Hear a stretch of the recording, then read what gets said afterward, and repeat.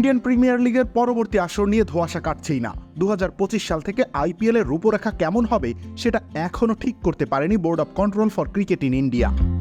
এরই মধ্যে আবার টুর্নামেন্টের ম্যাচ সংখ্যা বাড়ানোর প্রস্তাব দেওয়া হয়েছে, অর্থাৎ এক আসরের ম্যাচ সংখ্যা 74 থেকে 84 করা হবে।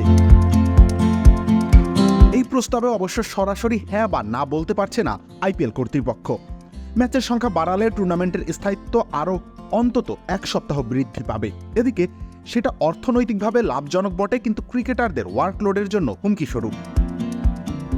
এ ব্যাপারে বিসিসিআই সেক্রেটারি জয় শাহ বলেন, 2025 আইপিএলে 84 ম্যাচ আয়োজন করার ব্যাপারে এখনও কোনো সিদ্ধান্ত নেওয়া হয়নি, কেননা ক্রিকেটারদের ওয়ার্কলোডের দিকটাও ভাবতে হচ্ছে। টুর্নামেন্ট 74 ম্যাচ নাকি 84 ম্যাচে হবে সেটা বিসিসিআই ঠিক করবে। খামের এত দাগ হয় কিভাবে? এই যে ভাবি, দাগও যাবে রাগও যাবে, নিন চাকা সুপার হোয়াইট। মূলত ফ্রাঞ্চাইজিগুলো বাড়তি ম্যাচ রাখার আবদার জানিয়েছে বিসিসিআই এর সঙ্গে বৈঠক চলাকালীন, কিন্তু সেখানে আবার আপত্তি জানিয়েছে টিভি রাইটসের মালিক স্টার ইন্ডিয়া এবং ডিজিটাল রাইটসের মালিক ভায়াকম। তাদের মতে আইপিএল এর দৈর্ঘ্য বৃদ্ধি পেলে দর্শকদের মাঝে ক্লান্তি সৃষ্টি হবে, ফলে জনপ্রিয়তা কমতে পারে এটির।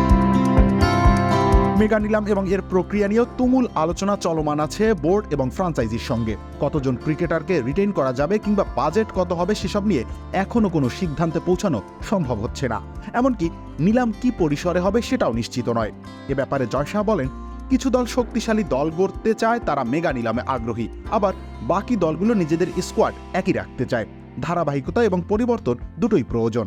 আমরা আপাতত নিরপেক্ষ সমাধান খুঁজছি। রবিউল ইসলাম রনি, খেলা 71।